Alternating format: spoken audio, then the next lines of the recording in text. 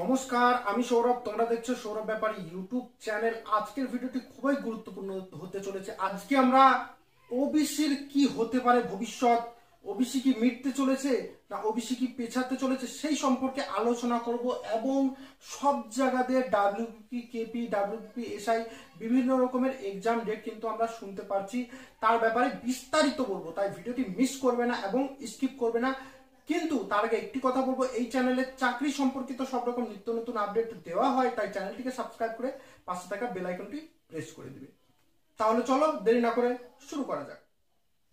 দেখো, প্রথমে আমরা চলে আসি ওবিসির উপরে। দেখো, কিছু কিছু জন বলছে আজকে ওবিসির হিয়ারিং। দেখো, এটা ভুল সম্পূর্ণ। ওবিসির হিয়ারিং তোমরা দেখে নাও, 15 তারিখে ওবিসির হিয়ারিং আছে। ওকে, দুর্গাপূজার পরে। এবার আমরা চলে আসি যে ওবিসি কেস কবে মিটতে পারে। 15 তারিখে কি ওবিসি কেস মিটতে পারে?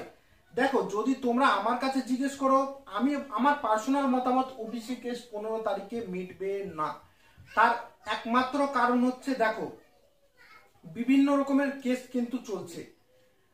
বাইজুস কেস বলো, এসএসসি কেস বলো, আরজিকর কেস বলো, সেই কেসের জন্য তো ওবিসি কেস তো শুনানি হচ্ছে না, এবং সব কেস কিন্তু আটকে আছে। পুজোর পরে সেগুলা ডেট পড়বে, এক নম্বর কারণ। আর 2 নম্বর কারণ হচ্ছে ওবিসি ম্যাটারটা এখনো পর্যন্ত ঠিক মতো কিন্তু শুনানি হয়নি। যদি এটা ভালো মতো শুনানি হতে যায়, এটা কিন্তু অনেকটা সময় লাগবে। তার জন্য এটার কিন্তু 15 তারিখে মিটমাট নাও হতে পারে। এবার চলে আসি এক্সাম ডেটের উপরে।